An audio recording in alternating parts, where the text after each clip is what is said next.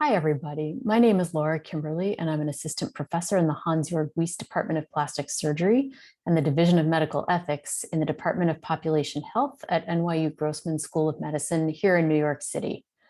I'm going to share the process and preliminary findings from a scoping review of the literature, looking at pediatric patients and their families or caregivers' lived experience of pediatric gene therapy clinical trials.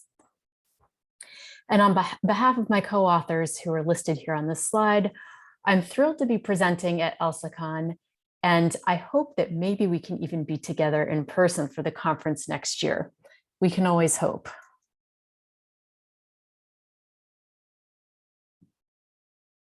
Okay, let's get started.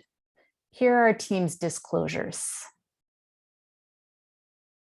So this is a project of the Lived Experiences subgroup of the Pediatric Gene Therapy and Medical Ethics Working Group, which we call PGTME. And that's housed in NYU Grossman School of Medicine's Division of Medical Ethics. Our group works to place the stories and perspectives of patients and their families really at the center of discussion about pediatric gene therapy research. And before we start, I think it's important to try also and define lived experience. What is lived experience? This term refers to people's direct, firsthand knowledge of the world. In this case, it refers to how patients and families make decisions and think about gene therapy research, and how they articulate the emotional, social, and ethical trade-offs that impact their lives and their illness experience. And this encompasses a range of scenarios, including engaging in, considering, declining, and desiring gene therapy research opportunities, and actual participation in clinical trials. In this specific project, our aims were twofold. First, we wanted to understand the lived impact of this research on pediatric patients and their families. And second, our goal was to assess the existing literature so we could identify gaps and areas for further study. Basically, we wanted to get a lay of the land to help inform next steps. Before I jump into our scoping review methods, I'm going to give you a little background about the current state of gene therapy research. And I'll start with this basic definition. Gene therapy seeks to modify or manipulate the expression of a gene. These therapies can be used for inherited genetic conditions or for acquired conditions, including some in the hematology and oncology spaces. What they all have in common is that these conditions tend to be rare and can even be life-limiting, meaning eventually they'll be fatal. Because of this, gene therapies are highly anticipated methods of treatment, especially for rare diseases with no other treatment options available. So far, only 5 gene therapies have been approved by the FDA, but estimates suggest that by 2025, which is not that far away, the FDA will be approving 10 to 20 cell and gene therapy products per year. So it's pretty clear that major growth is coming down the pike in this area of medicine. One of the unique features of many gene therapies is that they're delivered by a viral vector, which means that viral DNA has been removed and replaced with a transgene that contains the correct copy of the faulty gene that's causing disease. And this is important because gene therapy recipients develop an immune response to the viral vector being used. At the moment, gene therapies can only be delivered one time. So essentially, it's a one and done type of procedure. Why does this matter? Well, as I mentioned, gene therapies target a heterogeneous group of conditions. Some of these conditions are fatal, some not. Some are rapidly progressive, some not. Some have alternative therapies and some don't. And this means that for many individuals with rare diseases, when there is no other available and effective treatment option, enrolling in a gene therapy clinical trial might be their only opportunity to access what they hope will be an effective or even a curative treatment. So the decision to participate in a pediatric gene therapy trial will inevitably impact not only the child participants, but also their adult caregivers, and often siblings and other family members. And while tends to be true of all pediatric research, it's particularly the case in this context, where trials can require long stays at the research site and even a 15-year follow-up period. So that's an extended period of involvement. And as you might imagine, the experience of participating in one of these trials creates a unique ethical context. In this context, parents or caregivers who are consenting on behalf of pediatric patients have to weigh many factors, including, for example, how severe their child's disease is and how quickly it's progressing, whether to wait and hold out for better safety data further along in the research process, or even wait until a gene therapy is fully approved. And recall that in most cases, someone can only receive a gene therapy once. So a parent might wonder whether they should save their one chance at gene therapy for a therapy with better established and more robust evidence of safety and efficacy. They also have to weigh uncertainty about the gene therapy safety, durability, and efficacy alongside hope that many parents and caregivers may have that gene therapy will be a cure, which unfortunately may not end up being the case. And in addition to considerations about whether a gene therapy will be safe and whether it will work, the reality is that gene therapy clinical trial participation is logistically demanding and potentially burdensome for patients and also for their families and caregivers. Logistical hurdles can include travel to the site, home and vehicle accommodations, obtaining childcare for other children, homeschooling, missed schooling, remote work and paid leave options, and follow-up visits.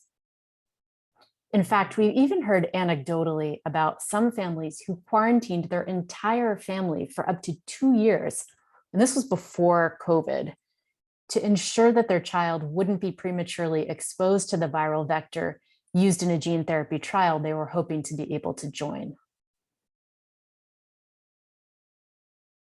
So what do we know about the lived experience of pediatric gene therapy research? Anecdotally, and through our team's extensive networks in the field, we know that patient communities and advocacy groups do address some of these issues through blogs, online forums, and word of mouth.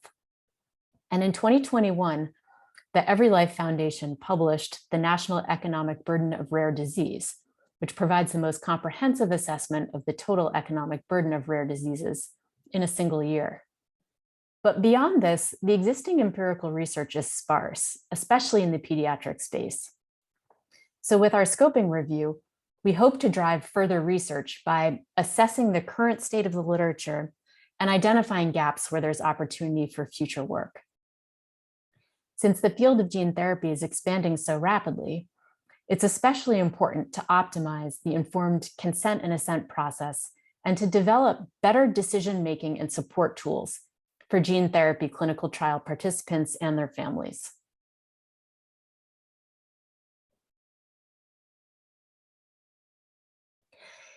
Given that the field's relatively young and the literature is still emerging in this area, we chose the scoping review methodology because it's specifically designed for content areas where evidence isn't fully developed. The scoping review also enabled us to cast a wide net across research methodologies and to identify gaps where more inquiry is needed. It was challenging, though, I will say, to operationalize the concept of lived experience because it encompasses so many different dimensions of people's lives and how they attribute meaning to their experiences. So, in terms of our inclusion and exclusion criteria, we limited our sample to English language only articles. And we decided that because gene therapy has unique features and specific ethical concerns, we would exclude studies on other genetic treatments, such as cell therapy, antisense oligonucleotides, CRISPR, and articles that focused on germline editing. We also excluded normative or conceptual articles because we really wanted those firsthand accounts from parents and patients. And we also excluded studies that only represented adult perspectives. We did not exclude studies based on condition because we wanted to be able to make inferences across multiple diseases or conditions that a gene therapy is being tested for. So here you can see our search terms, and I think this slide really captures the conceptual complexity of lived experience that I mentioned a moment ago. And this visual shows you our Prisma flowchart. So we developed our search string with assistance from a librarian at our institution, and we conducted the initial search on PubMed, Embase, and CINAHL databases, and that produced 778 articles. Then through hand searching, we also identified an additional 55 articles for inclusion. After removal of all the duplicates, we were left with 590 articles meeting criteria for abstract review. And 2 members of our team conducted the abstract reviews, and 59 articles were selected for full text review. These 59 articles were then divided into 3 groups, and partnered pairs from our subgroup conducted full text analysis for all articles in each group. And I served as the final arbiter on all articles and resolved any discrepancies within each pair. Our final sample consisted of 10 empirical research articles. With our group's input, we drafted an extraction sheet for the data charting process, and it pulled out and categorized relevant data from each article in our sample. 6 members of the team piloted the extraction sheet draft using 2 sample studies. And after we got feedback on the draft and made adjustments, 2 pairs completed full data extraction on the 10 studies in our final sample, with each pair extracting data from 5 studies. And then finally, 2 team members analyzed the extracted data by synthesizing data across all 10 studies to identify emerging key themes. So this shows you our preliminary key findings. And these preliminary key themes show that there's really a range of perspectives, depending on a child's given disease and its progression, and whether alternative treatments are available. Timing was also a theme that came up repeatedly, both in terms of patients' current and expected disease trajectory, as well as the potential timeline for development of novel gene therapies for specific conditions. And continuing this theme of time, many parents or caregivers noted how learning about and understanding the impact of gene therapy trials takes a significant time investment. And they called for safety data and thorough communication processes that would allow them to make informed decisions. And lastly, our findings indicate that parents and caregivers may prioritize quality over quantity of life, which in turn, of course, impacts their perceptions of safety and efficacy and their risk tolerance. Most of the studies in our final sample examined the risk and benefit calculations that families make, in which they have to balance trial risks against their child's ability to cope with the chronic condition and their expected symptom-free interval times. Some parents were not interested in trials designed with placebo arms because of wished-for benefit in exchange for assumption of risk, while others cited hope for symptom-free interval time as a motivating factor, but also felt that hope can be a double-edged sword. Parents and caregivers also had to consider whether to take on the risks for one gene therapy or hold out until there were advances in safety and efficacy. And this calculation, of course, differed depending on the severity of the disease. We had hypothesized that there would be more mention of logistical hurdles and other socioeconomic burdens. There is actually surprisingly little mention of these aspects. Okay, on this slide, you can see some of the priorities that parents and caregivers articulated in the studies we reviewed. And I think it's really important to note here that these represent, again, parents and caregivers' perspectives, and pediatric patients' own perspectives are almost completely absent from the literature. So that's really an important area for future research efforts. So to summarize, this scoping review enabled us to assess the empirical research that's been conducted to date about pediatric patients and their parents or caregivers' perspectives on and experiences of gene therapy. We were also able to identify some pretty substantial gaps in the literature. We found that existing empirical research focuses mostly on decision-making about whether to enroll a child in a gene therapy clinical trial. There was a lot of focus on, again, that specific decision, whether or not to participate. And of those studies, there's been very little examination of the factors that parents and caregivers and minor children weigh beyond safety and efficacy when they're considering participation in a trial. So questions about safety and efficacy were really the factors that were documented in this sample. And finally, by extension, published empirical studies don't fully address the lived experience of actually participating in a pediatric gene therapy clinical trial for patients or for their families. So there really is a pressing need for more research in this area. Our study had a few limitations. We only included studies published in the English language, and it's of course possible that studies published in other languages may have yielded different information. Also, the heterogeneity in study design and different types of data that were reported in this sample prevented us from conducting a meaningful critical appraisal of study quality. Now, of course, critical appraisal isn't required in a scoping review, and that's in part the beauty of the methodology.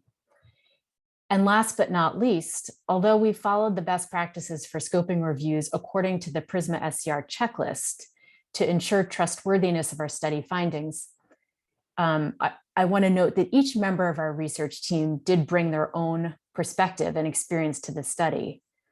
And so to address that potential source of bias, we held regular reflexive discussions to talk about our own individual positionality in relation to the topic area. In conclusion, pediatric gene therapy research is continuing to expand, and more clinical trials will probably become available for a variety of conditions over the next several years, the next decade, and beyond. And given that, we believe that the field has an important and really timely opportunity to better understand how patients and their families or caregivers choose whether or not to participate in a trial and their lived experience of participating. And important insights from further research will help inform more patient and family-centered clinical trial design and can help to ensure that clinical trial design and implementation really reflect patients' and families' values, their priorities, and their goals for care. So hopefully our scoping review will make a contribution to the foundation for future research in this space. I'd like to sincerely thank these members of the PGTME Lived Experiences subgroup for their input on the project, as well as our NYU librarian, Richard McGowan, for methodological assistance. And here you can see a list of references for this presentation.